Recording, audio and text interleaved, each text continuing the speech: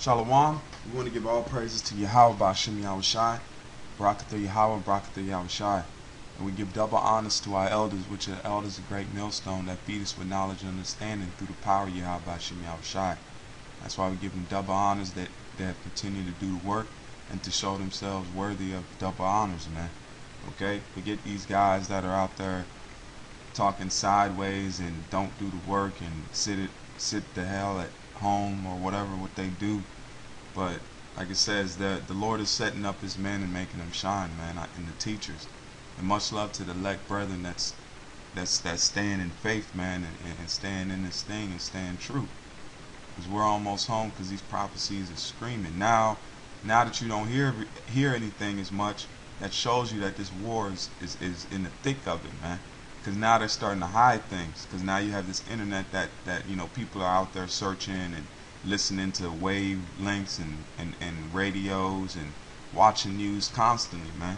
That's what you have, people that's dedicated their whole lives to just pretty much being truthers, man.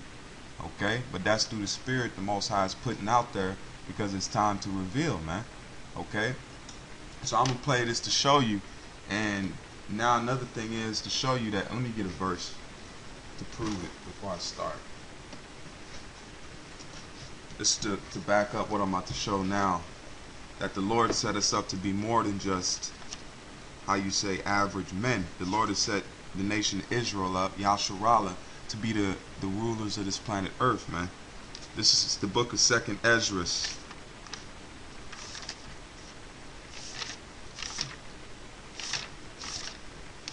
This is book of 2nd Ezra 6 and verse, we'll start at verse 54.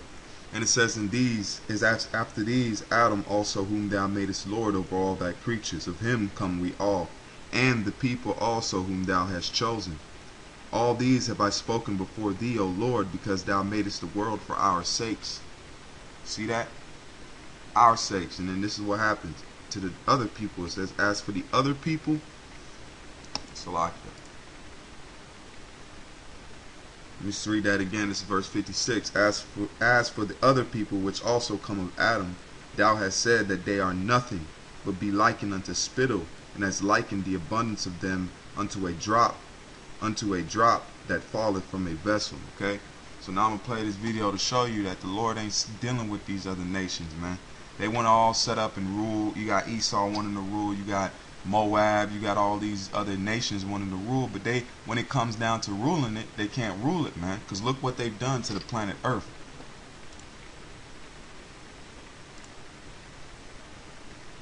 That must come down, right? But what if what goes up into our atmosphere doesn't come down in the same place?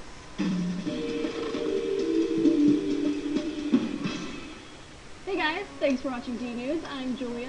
A recent viral documentary called Under the Dome shined a spotlight on China's pollution problem. According to the film, last year in Beijing, 175 days were considered polluted, where people couldn't even go outside, the smog was so bad. According to EU air quality standards, 175 days out of the year, it was considered dangerous to go outside in your own city. What the hell is wrong with these people, man? So this is what the world would look like under the guise of Moab. Take a good look, man. Look at it. less than 1% of China's pollution breathes clean air daily. It's so bad. Let's play it again. Where people couldn't even go outside, the smog was so bad. According to EU air quality standards, less than 1% of China's pollution breathes clean air daily. It's so bad it's even been compared to what a nuclear winter might look like. Smog is made out of aerosols, small particles of matter emitted mostly from the burning of fossil fuels. In China, most of the smog comes from car exhaust and coal-fired power plants, which blast large amounts of sulfur dioxide into the air. This reacts with water vapor and other gases in the atmosphere to create sulfate aerosols. Once in the atmosphere, these particles can have a huge impact on the climate. In strong concentrations, they can refract or scatter sunlight and even change the way clouds form. But China's so far away, what does that got to do with us here in America? Well, we've had a nasty winter in the past few years. There were snowpocalypses and snowmageddons. Boston was buried in snow for the beginning of this year. One study published in the Proceedings of the National Academy of Sciences suggested that China's pollution is to blame. A team from NASA's Jet Propulsion Laboratory and the California Institute of Technology found that once these aerosols enter the atmosphere, they don't just hover above China. They're picked up by wind currents and they move fast. Particles moving in the atmosphere at 16.4 feet per second will travel thousands of miles in a week. China's pollution can travel across the Pacific Ocean. Along the way, it makes clouds bigger and wetter. The particles give the water molecules something to cling to. This may make more storms and make them bigger and wetter, and in turn changes the polar jet stream, and then everything gets all messed up and we get worse winters. Although not surprisingly, the researchers say they haven't reached a final conclusion, and say it with me, people, more research is needed. But smog isn't the only thing going into the air. 2 recent studies showed how dust from the Sahara Desert might feed the Amazon rainforest, in the same way that smog is picked up in the atmosphere. And that, when she said that, that is true, because I seen a documentary on the planet Earth where the sand, just like the Brazilian rainforest, because you notice how the Brazilian rainforest is, the water's real muddy and murky, because it's taking all the sediment and all that, the nutrition, if I'm saying it right, the things that need to go into the ocean to feed the ocean. Brazil feeds the ocean, the winds from the Sahara feed the Brazilian. The earth is an ecosystem, man. It's balanced. It's balanced. It's perfect. Everything feeds off each other. You have opposites that feed off of each other that work the earth and make the functioning work, just like a clock, man. That's how you know this earth didn't just develop. How did it develop a system, man? Systems are how you say constructed, man. So the Lord has set up this system of the ecosystem of planet Earth to run on a certain way. That's why it says He's speeding up the days, or there will be no flesh remaining. Because these heathens don't know how to run the earth, man. They're not qualified to run the earth. The Most High is not dealing with them on that level. He might be dealing with them on a carnal, take out this nation, take out, the Lord will set up another nation to take out another nation, but that's on a carnal level. When it comes to dealing with spiritual, He's only dealing with the Israelites. And who are the Israelites? You Negroes, Latinos, and Native Americans. You're looking at people in your job, man. You're looking at people corrupt your job, man, which we're supposed to be set up to do. This is the book of Psalms. This is the book of Psalms 147 in verse 19. He says, He showeth His words unto Jacob, His statutes and His judgments unto Israel. And what's part of that statutes and judgments? And now the Lord is letting us look into of the planet Earth and how it's ran and the different things that happen and have to, how you say, take place for the earth to keep moving, man. That's how He set Esau up to make this internet and things like that, because now He's letting us see into that side of the field, as you may say. Because now we're getting a more grasp and seeing the importance of controlling things and making sure this earth is ran properly. Verse 20, He hath not dealt so with any nation, and as for His judgments, they have not known them. Praise ye the Lord. So I'll post this video and you guys can go and watch it. I just wanted to show, because Moab is bugged out, man. They're fucked up over there. This is the DEFCON warning system to show you that this thing is moving right along, because the DEFCON warning is at DEFCON 3, okay? And before we read this, let's go and look what the actual word DEFCON means, okay? And it says DEFCON, defensive condition. Redirect here for other uses. See DEFCON disambiguation. The DEFCON ready, it says defense ready condition. DEFCON is an alert state used by the United States Armed Forces. The DEFCON system was developed by Joint Chief of Staff JC and unified and specified combat commands. It prescribed five graduated levels of readiness or state of alert for the U.S. military, and increase in severity from DEFCON 5 least severe, to DEFCON 1, most severe, to match varying military situations.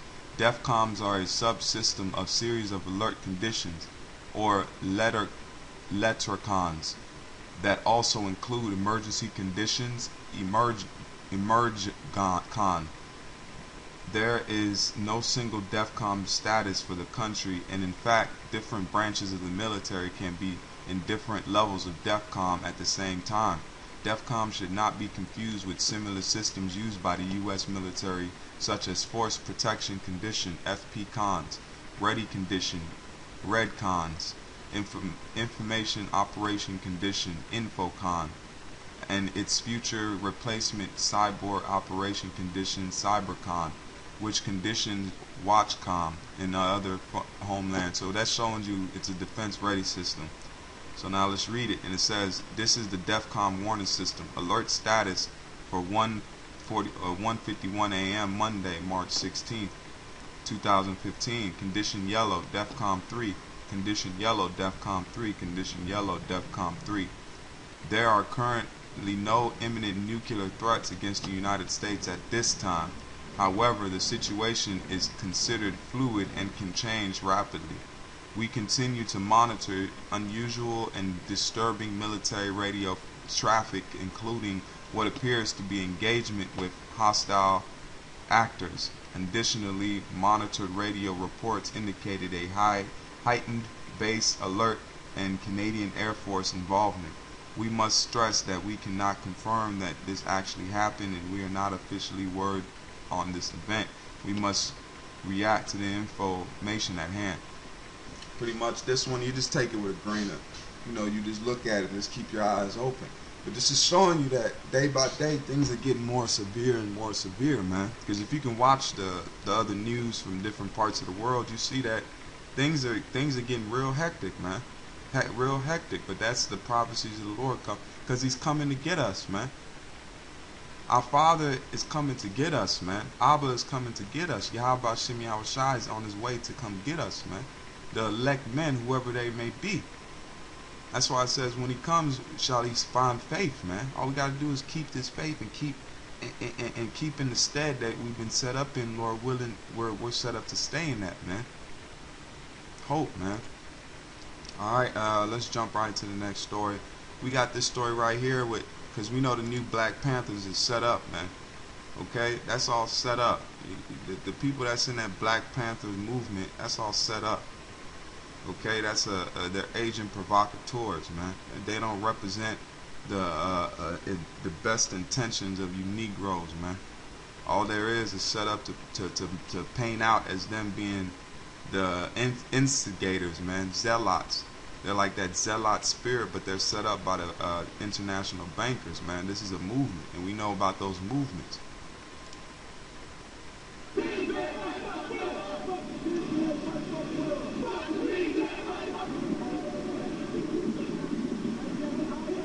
Because if you notice, this video came out March 16th, and you just seen the situation with the kid in St. Louis shooting up officers, man, or shot at officers, okay, and shot 2 police officers. So now, slowly but surely, they're having these guys out here with guns, as black, wanting to arm every black man. You see that? That's being zealot. You see? Let me get this. This is the book of Deuteronomy. This is the book of Deuteronomy 28. To show you this is carnal. It says, this is Deuteronomy 28 verse 68. And the Lord shall bring thee into Egypt again with ships by the way thereof I spake unto thee. Thou shalt see it no more again. And there ye shall be sold unto your enemies for bondmen and bondwomen, and no man shall buy you. Which means no man shall save you. Especially guns, man. Especially carnal weapons. Because that's a man. There's no brigades you're going to set up. No man's going to buy you. The only thing that's going to get us out of here safe and sound is Yahweh Shem Yahushua, whenever He sees fit. This is our punishment, man. We're going through punishment. Just like you put your kid in timeout, you take away his toys, you take away his so-called phone, you take away all his goodies, man. The Lord is taking. That's why we have no powers. Okay, that's why it says in the day of thy power that people shall be willing. So when the Lord decides to let us off punishment and give us that the power we once had, what's men had, the David's mighty men, Elijah, all the great men of the Bible, Samson, the spiritual aspect of it, that's when, man, weapons, guns are going to be outdated, man. Okay, when the Lord starts doing his thing and showing his power and messing with us again, guns are going to be outdated, man. They're going to look at them like carnal things, as they are.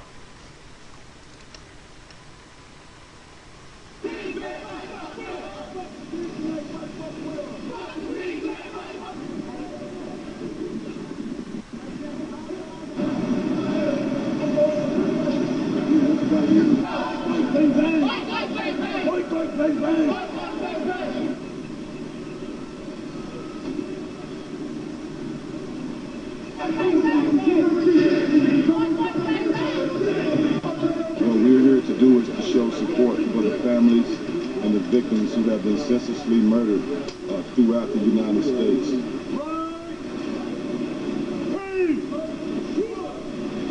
Well, our initiative is for black men and women to start arming themselves and for us to start patrolling our own communities. That way we have a visual and we have an eye on what's going on in our neighborhood. Ain't nobody gonna fuck. That was just it. That was all I want to show on that. But let's play this Bricks.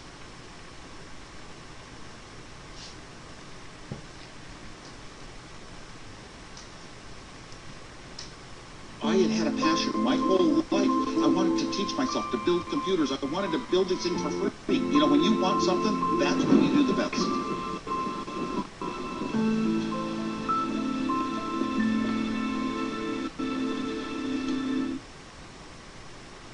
Well, you don't hear it every day, but a spokesperson for David Cameron says that there will be times when we take a different approach to the United States. That may not have been true over wars in Libya, Iraq, Afghanistan and Syria, but when it comes to following the money, Britain really does appear to be taking a different approach.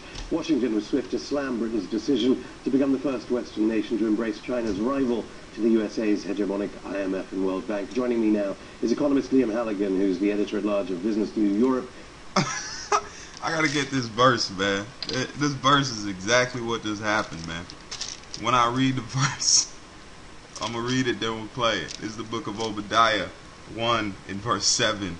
All the men of thy confederacy have brought thee even to the border. The men that were at peace with thee, they have deceived thee and have prevailed against thee. They that eat thy bread have laid a wound under thee. There is none understanding in him. Now, look at this video. And the Telegraph columnist, welcome back. Liam, let's just go through what is the Asian Infrastructure Investment Bank? Well, at the end of the Second World War, of course, we had the World Bank, as it became known, the International Monetary Fund, the so-called Bretton Woods institutions that were really there to provide finance across the world with a sort of an American and European spin on it. Now the Chinese and other developing, if you like, countries, other emerging markets have set up the Asia Infrastructure Investment Bank as a rival, not so much to the World Bank actually, but to the Asia Development Bank, which is a Japanese-led organisation. This is, of course, is extremely worrying for Washington because, you know, when all is said and done, the big four emerging markets, the BRIC economies, they've got most of the currency reserves in the world and huge financial firepower. And now you have the UK, not only a major world economy, a major trading power, but also America's closest ally, saying actually we are going to be part of this new Chinese-led organisation, and that of course incenses America. But why did Britain say yes when Australia, South Korea and Japan as well, obviously, are refusing to be part of this new bank? Well, I think, you know, Australia and South Korea, they're all members of APEC. And at the APEC summit last November, pressure was brought to bear on the Aussies and the South Koreans not to join China's investment bank, infrastructure investment bank, because they realise how important it is to America to have its hegemony in the Pacific, and of course there's growing signs of conflict in the Pacific between China, that's not how they'd express and the US. But that, I mean, any objective student of international politics would agree, I'd suggest, with what I've just said. The Brits, on the other hand, for them, China is a trading partner, or for us, I should say, China is a trading partner. We are a trading nation. I don't speak for the British government, of course, but as a British national and an economist based here in London, it's clear to me that while our trade with China has grown from about 1.5% to about 2.5% of our overall trade in the last couple of years, it's still very, very low. If you add up all of our trade with the big emerging markets, it's less than our trade with some pretty small countries combined, like Belgium or even Ireland. So we're way behind the Germans and even the French when it comes to our trade. And I genuinely believe, I often knock the Treasury, I often knock Number 10 Policy Unit, I genuinely believe, particularly since 2013, there is a determination now at the top of the British government to enhance our trade with the emerging markets, and for us to back this infrastructure investment bank in Asia, even though it's under Chinese leadership, is a big move by the Brits. What impact does a bank have on huge foreign policy concerns? You mentioned the historical importance of the IMF and World Bank. China, allied to Russia, it seems, over Ukraine in the latest statements coming out of the Communist Party there. Also on Syria. What does this mean for American power? Well, I don't think the fact that, you know, a British person will sit in a room when a document is signed or a ribbon is cut is going to massively... Well, the Americans say it's not. That's pretty much the... I'm going to read the verse again to just, you know, back it up. I'll post a video, Lord willing. You guys can watch the rest of it if you're interested in it. I mean, it'd be a good video to watch because they go into a different currency, why Europe is choosing the BRICS, man. Okay? And this is the verse, Obadiah 1:7. All the men of thy confederacy have brought thee even to the border, and the men that were at peace with thee have deceived thee, and prevailed against thee. They that eat thy bread have laid a wound under thee. There is none understanding in him. Alright, so now let's jump to the next story. This one comes from InfoWars, and it was posted on March 5th, okay, last week sometime. And it says, read, Lord Rothschild warns investors of most dangerous geopolitical situation since World War II. And I think I might have touched on the story, but this is another one that just came out. Just read it again. It says, Lord Jacob Rothschild has warned investors that the world is mirrored in the most dangerous geopolitical situation since World War II. The 78-year-old chairman of Wright Capital Partners, a $2.3 billion trust, used the organization's annual report to caution savers that the focus, and remember the Rothschilds, they flourish in war. Okay, if you go back to the Napoleon, okay, the Rothschilds flourished off that situation. So now you got to know that you got to watch these wars, because that's when they make their power moves, man. They make their most money at that time. Okay, and it says firm the world reports to caution savers that the focus of the firm would be to preservation of shareholders' capital and not short-term gains. Rothschild said that the geopolitical situation, perhaps as dangerous as any we have faced since World War II, has created a difficult economical background in which investors should be wary. Salakia. Satan acting up for his seed. Looking at that decrepit roach. Let me zoom down. And it says, wary. Rothschilds, whose business associates include Warren Buffett, Henry Kissinger, blame the fraught climate on chaos and extremism in the Middle East, Russia's aggression and expansion, and a weakened Europe treaty by horrendous unemployment in no small measure caused by failure to tackle structural reforms in many of the countries which form part of the European Union. Wright is popular among private investors thanks to the excellent track record and its conservative approach to conserving capital. Note the Telegraph. Richard Dyson Rothschild and his daughter Hannah jointly own shares in the trust, which approximately 160 million euros. Rothschild warns followers. Reports from January's Davos Economy Forum, during in which a revealed that the wealth are purchasing secret hideaways in remote locations in order to escape social upheaval and possible riots. Now I'm going to stop there, go to the next article.